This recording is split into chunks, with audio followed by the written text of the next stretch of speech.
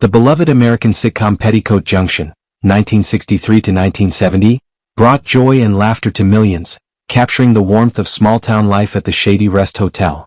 But behind the lighthearted charm of the show lies a more somber reality. Over the decades since the series ended, 33 of its cast members, both major stars and supporting actors, have sadly passed away.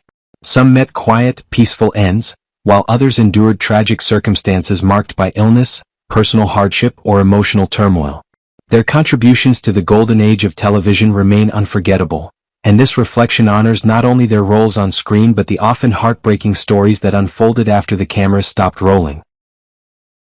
Edgar Buchanan's portrayal of Uncle Joe Carson in Petticoat Junction, 1963, remains one of his most iconic roles. With his charming laziness and sly wit, Buchanan brought Uncle Joe to life as the endearing and mischievous heartbeat of the Shady Rest Hotel, a character both humorous and unforgettable. At 60 years old, Buchanan infused the role with the depth and charisma of a seasoned performer. Off-screen, however, Buchanan's life was more complicated. Known for his strong opinions, he frequently clashed with colleagues and production teams, creating tension behind the scenes. Though he maintained a steady, if not high-profile, career, his personal life was marked by a bitter divorce that strained family relationships and introduced financial difficulties. In his later years, rumors circulated about gambling debts and questionable business ventures, further clouding his reputation. Edgar Buchanan passed away on April 4, 1979, at age 76, following complications from a stroke. Despite leaving behind a modest estate, he is fondly remembered as one of the most beloved television personalities of the 1960s. His legacy endures in the character of Uncle Joe, a man whose real-life struggles were hidden behind a warm, comedic smile. Frank Cady brought warmth and reliability to the role of Sam Drucker, the friendly general store owner featured in Petticoat Junction, Green Acres, and the Beverly Hillbillies beginning in 1963. At 47, Cady became a symbol of small-town kindness, delivering a performance that resonated deeply with rural American audiences. Yet behind his affable screen presence was a more complex reality. After enduring personal family tragedies, Cady struggled with alcoholism, which at times jeopardized his otherwise stable career. While fans saw him as dependable and cheerful, industry peers sometimes found him withdrawn and difficult, particularly during creative disagreements on set. Although he continued working well into later life, the evolving entertainment landscape gradually left him behind. After retiring, Cady settled in a quiet golf community in Oregon but reportedly dealt with loneliness and bouts of depression. He passed away peacefully at home on June 8, 2012 at age 96. While his estate, estimated between $2 to $3 million, reflected a long career, it was the private battles behind Sam Drucker's genial smile that remained largely unknown. Bea Benadret's performance as Kate Bradley in Petticoat Junction cemented her as the maternal backbone of the series. Debuting the role at age 57, Benadret captured hearts with her blend of wisdom, warmth, and strength, embodying the nurturing spirit of the Shady Rest Hotel. However, her personal life told a different story. A lifelong heavy smoker, Benadret was diagnosed with lung cancer, a condition she bravely battled in private. Her illness progressed quietly, and she passed away on October 13, 1968, at the age of 62. Despite a distinguished career in both radio and television, Hollywood often typecast Benadret in maternal roles, leaving her feeling unrecognized for her range as an actress. Behind the scenes, she navigated a troubled marriage, estrangement from some of her children, and periods of depression. Her estate, including a Los Angeles home and a valuable collection of entertainment memorabilia, was estimated at around $1 million, a modest sum for a woman whose influence far exceeded her material legacy.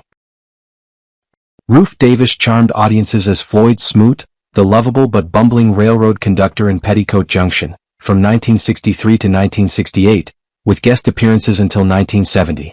In his mid-50s at the time, Davis brought an old-school comedic flair to the show, making Floyd a fan favorite. But the end of vaudeville and the golden age of radio, where Davis had once thrived, left him struggling to adapt to the new television era. These challenges, along with financial strain and clinical depression, deeply impacted his personal and professional life. He developed a reputation for being difficult on set, with several incidents of unprofessional conduct distancing him from producers and co-stars. His personal relationships were equally turbulent, marred by multiple failed marriages and allegations of infidelity, contributing to strained family ties. Despite the turmoil, Davis continued to pursue his love of music and performing until late in life. He died on December 13, 1974, at age 66, under circumstances that were never fully disclosed. His estate, comprising a small California home and personal effects, was valued under $1 million, a quiet end to a career marked by both laughter and struggle. Mike Miner brought charm and charisma to Petticoat Junction as Steve Elliott, the dashing crop-dusting pilot and romantic partner of Betty Jo Bradley, from 1966 to 1970. On screen, he embodied the all-American leading man. Off-screen, however, his personal life was far more complex. Though he enjoyed early success in both television and music, Miner's career was gradually derailed by chronic alcoholism and a tumultuous divorce from co-star Linda K. Henning. Their highly publicized split exposed a series of personal challenges, including allegations of infidelity, legal disputes, and financial strain. Despite continuing work in soap operas, theater, and occasional musical performances, Miner never fully recaptured his earlier fame. At the time of his death on January 28, 2016, at age 75, his estate, comprised of New York real estate holdings and residual music royalties, was estimated at $1 to $2 million. He passed away under undisclosed circumstances, remembered by fans as a charismatic figure whose personal struggles remained largely hidden from the spotlight. Meredith McRae stepped into the role of Billie Jo Bradley in 1966, redefining the character with an independent, modern spirit that resonated with viewers. Her portrayal introduced a more layered, self-assured version of Billie Jo, reflecting McRae's own aspirations in a shifting entertainment landscape. Yet, her career was beset by behind-the-scenes conflicts. Disputes with producers and outspoken views eventually led to blacklisting, causing her to lose prominent roles despite her undeniable talent. McRae's personal life mirrored her professional hardships. She endured 2 painful marriages, one ending in public scandal marked by accusations of infidelity and emotional abuse. She also struggled with a difficult relationship with her daughter, which deeply affected her emotionally. In her later years, McRae fought a courageous battle with brain cancer, passing away on July 14, 2000 at the age of 56. Her estate, including a coastal California property and residual earnings, was valued at approximately $2 to $3 million, a testament to both her talent and resilience. As Charlie Pratt, the affable and bumbling railroad engineer, Smiley Burnett provided heartwarming comic relief on Petticoat Junction beginning in 1963. Beloved for his good-natured humor and musical talent, Burnett had built a long-standing career as a sidekick in westerns and as a multi-instrumentalist. However, behind the jovial persona lay a man beset by private pain. Chronic health issues, rumored struggles with alcohol, and strained familial relationships painted a more somber picture of a performer who often felt boxed in creatively and personally. Despite his long presence in the entertainment industry, Burnett's estate remained relatively modest, including a home in Encino and music royalties estimated between $1 and $2 million. He passed away from leukemia on February 16, 1967, at age 55. His legacy lives on through the laughter he brought to audiences, even as he privately wrestled with isolation and health challenges.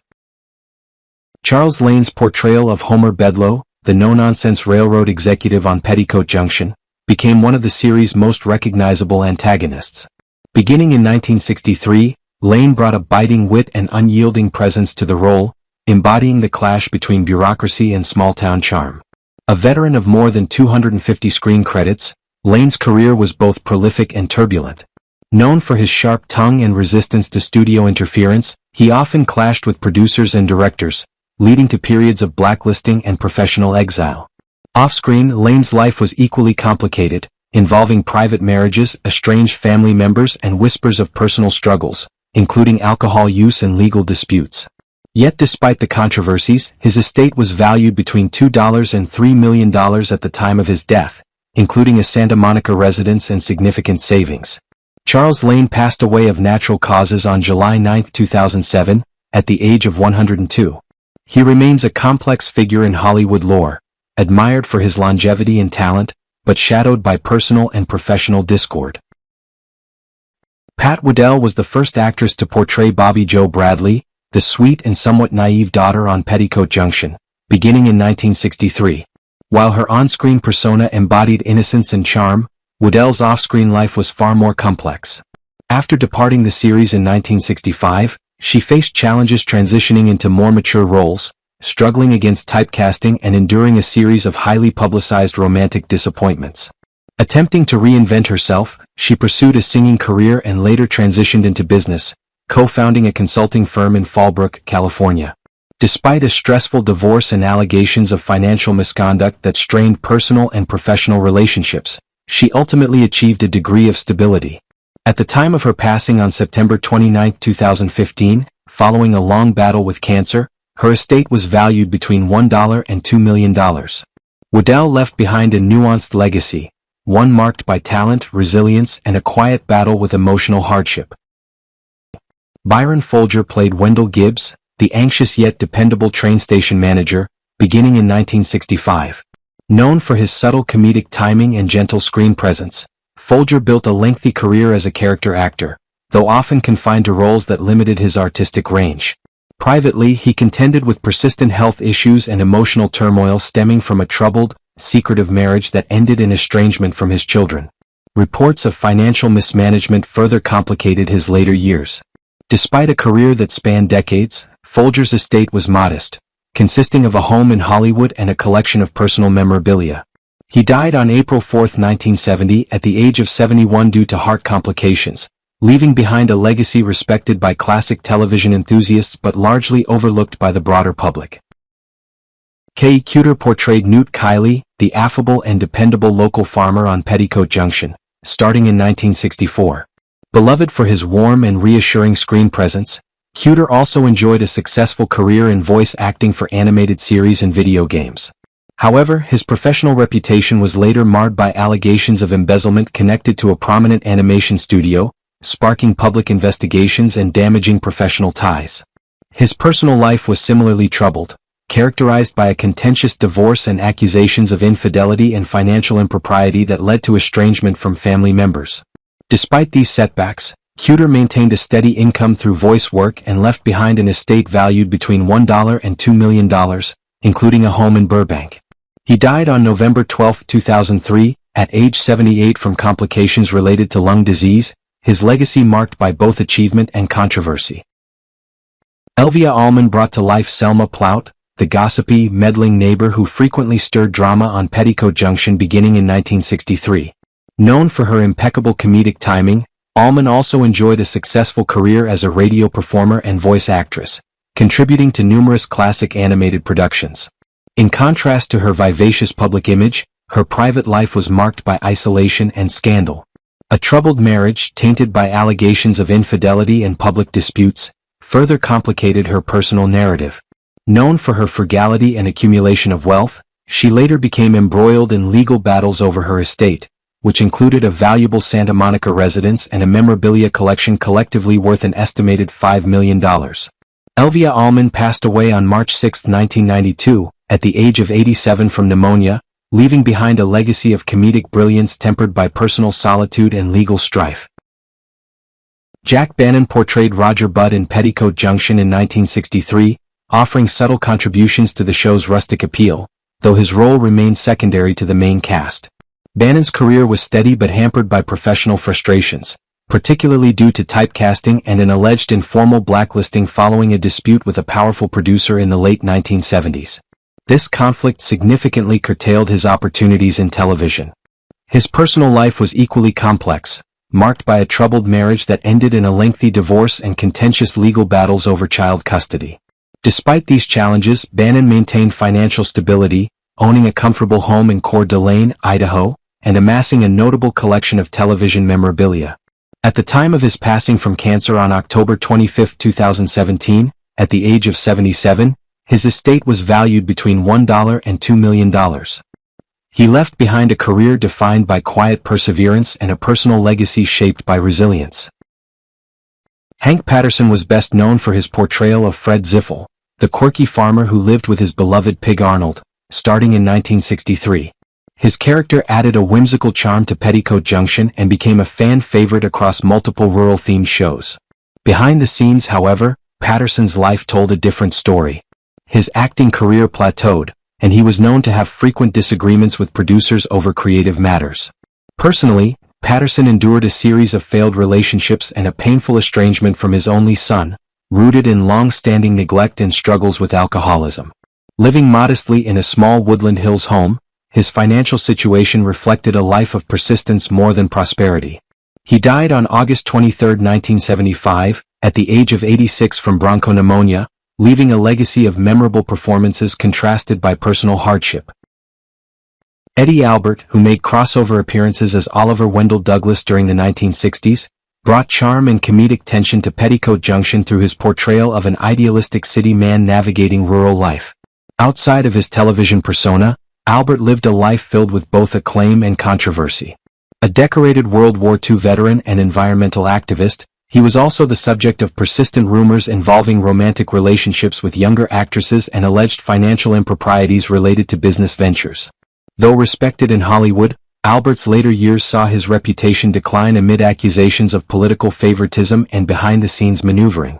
Despite these controversies, he remained financially successful, owning a historic California estate and earning substantial royalties, with his net worth estimated between $10 and $15 million. Eddie Albert died of pneumonia on May 26, 2005 at age 99, leaving behind a multifaceted legacy marked by both admiration and intrigue. Roy Roberts played Norman Curtis, the pragmatic railroad president, beginning in 1963. His role often served as a foil to the rural simplicity of Petticoat Junction, symbolizing authority and corporate influence. With over 900 screen credits, Roberts had a prolific career, though not without adversity. He was blacklisted during the McCarthy era, a setback that caused lasting damage to his career and led to professional instability.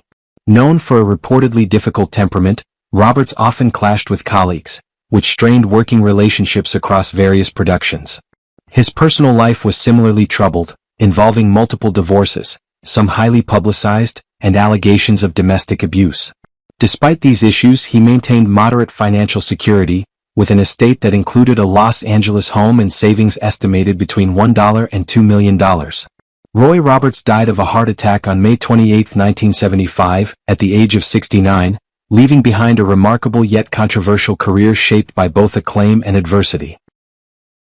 Walter Baldwin portrayed Grandpappy Miller in Petticoat Junction in 1964, embodying a humble, old-fashioned figure who represented the simple roots of small-town life.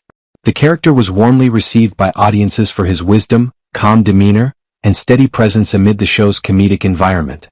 However, Baldwin's professional career was more challenging. He was known to be difficult and uncooperative on set, leading to frequent tensions that hindered his opportunities for more prominent roles. His personal life remained private and largely isolated, with little public information available and persistent rumors of long-term estrangement from family. Baldwin's estate was modest, consisting primarily of a small residence and a handful of personal mementos, valued at under $1 million. He passed away from pneumonia on January 27, 1977, at the age of 88, leaving behind a legacy marked by quiet complexity and unfulfilled potential.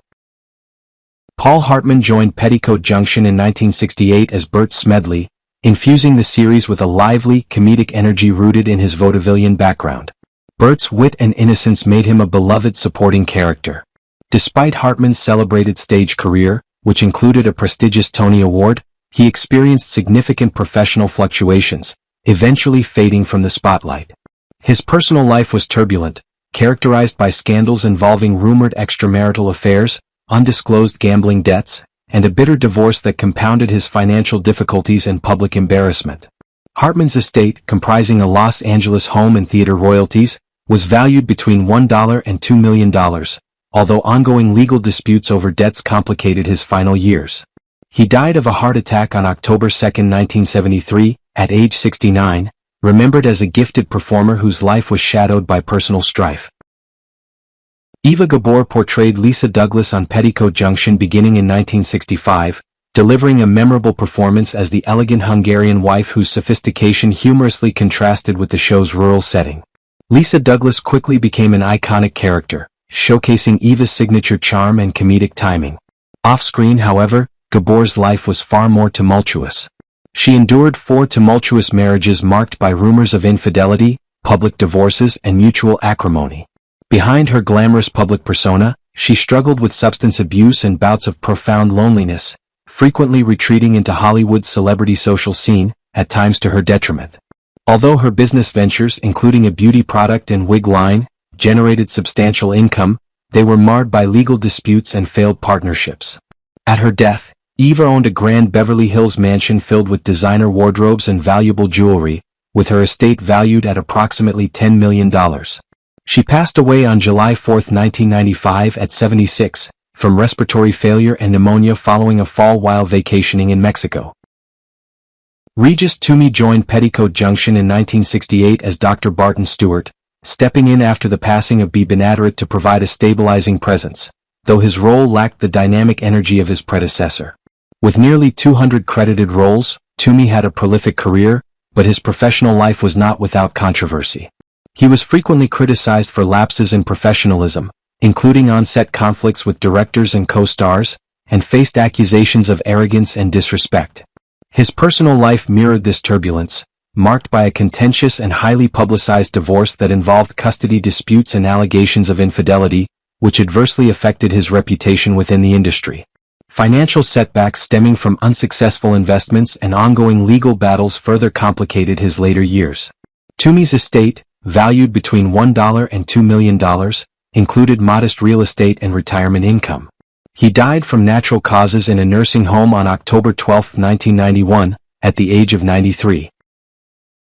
Virginia Sale portrayed Selma Plout, the nosy neighbor, on Petticoat Junction in 1964, delivering her trademark humor that balanced the show's rustic charm. Despite a career spanning several decades and demonstrating remarkable resilience, Sale faced significant personal and professional challenges. A former vaudeville veteran, she struggled to adapt to Hollywood's evolving landscape, encountering frequent rejection and reportedly being blacklisted after disputes with producers due to her outspoken and often difficult reputation.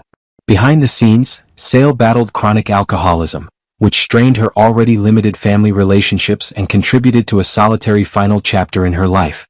Additionally, rumors of intense rivalries with fellow supporting actresses and her sharp-tongued gossiping reportedly led many colleagues to distance themselves.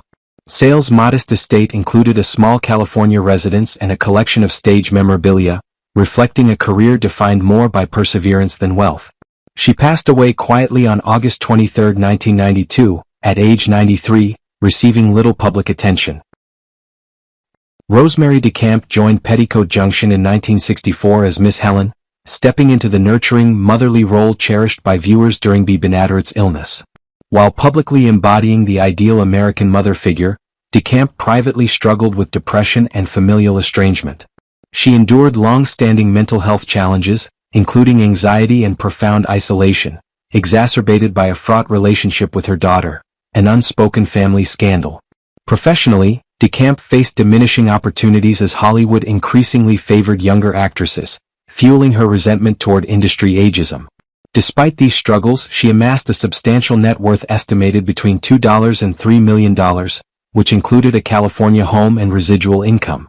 Rosemary DeCamp died of pneumonia on February 20, 2001, at the age of 90. Tom Lester portrayed E.B. Dawson, the sincere and innocent farmhand, beginning in 1966. While beloved for his honest and wholesome portrayal, Lester's off-screen life was shaped by his deep Christian faith, setting him apart in Hollywood's often temptation-filled environment. His devoutness led to criticism and social isolation among colleagues, as he consistently declined participation in celebrity parties and scandals. After his television career waned, Lester embraced a quiet life as a farmer and missionary, consciously avoiding the spotlight. His personal relationships were often strained due to his unique lifestyle and religious convictions. Lester's assets, including a modest farm in Mississippi and personal belongings, were estimated between $1 and $2 million. He passed away on April 20, 2020, at age 81 from complications related to Parkinson's disease. Frank Ferguson appeared as Dr. Barton Stewart on Petticoat Junction in 1964, providing a familiar and dependable presence on the popular rural series. Despite this gentle screen persona, Ferguson's career was marked by significant hardship. Persistent rumors of heavy drinking and a volatile temper often relegated him to supporting roles despite his clear talent. His personal life was similarly turbulent, with his marriage ending amid allegations of infidelity and rumored emotional and physical abuse, which sparked controversy within Hollywood circles. Financially, Ferguson lived modestly with assets including a Santa Monica home and personal memorabilia valued around $1 million, reflecting a steady but undistinguished career. He continued acting in westerns and family films until his death from cancer on September 12, 1978, at the age of 78. Tom Fadden portrayed Ben Miller in Petticoat Junction in 1964, delivering a warm, grandfatherly presence that helped preserve the show's rustic charm and appeal. Despite his on-screen persona, Fadden's personal life was fraught with challenges. He struggled with chronic alcoholism, which created tension on set and nearly cost him his career at its peak. His marriage ended in a highly publicized and painful divorce, which became fodder for Hollywood gossip. Known for his temperamental nature and frequent disputes with producers, Fadden's reputation suffered as a result. Financially, despite regular screen appearances, he never secured major contracts or lucrative endorsements, leaving behind a modest estate that included a small home in Florida and a limited collection of personal belongings. His relationships, particularly with his only daughter, were strained, marked by years of neglect and conflict. Tom Fadden passed away from natural causes on April 14, 1980, at the age of 85. Parley Baer played bailiff Vince Tucker on Petticoat Junction in 1965, earning recognition for his soothing voice and steady presence as an icon of classic radio and television. However, Baer's personal life was turbulent, marked by a severe gambling addiction that severely impacted his finances and contributed to the breakdown of a stormy marriage ending in a bitter and widely publicized divorce. His relationships with his children were strained, compounded by frequent drinking and allegations of infidelity. Baer's career also suffered during the Red Scare, when he was briefly blacklisted, slowing his professional progress and fostering significant discontent within the industry. Despite these challenges, he accumulated an estate valued between $1 and $2 million, including a comfortable home and savings built over decades of dedicated work. Parley Baer died from complications following a stroke on November 22, 2002, at the age of 88. While his personal life was fractured, his professional legacy left a lasting impression on audiences. Hank Wardens appeared as Roy Turlock in a 1966 episode of Petticoat Junction, bringing his signature quirky charm as a Western cowboy. Beneath his cheerful exterior, Wardens suffered from chronic physical pain due to injuries sustained in decades-old rodeo competitions, alongside a history of prescription drug abuse, which occasionally affected his reliability on set. His private life was equally tumultuous. His second marriage ended amid scandal after an ex-lover publicly claimed he fathered a child out of wedlock, a matter Wardens never addressed publicly. This controversy deeply fractured his family, culminating in a bitter and highly publicized separation. Though respected within Western circles, his career was interrupted by periods of unemployment and rumors of blacklisting due to erratic behavior and substance issues.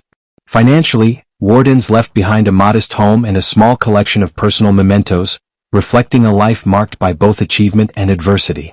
He passed away on December 6, 1992 at the age of 91, leaving a legacy of notable talent intertwined with personal controversy.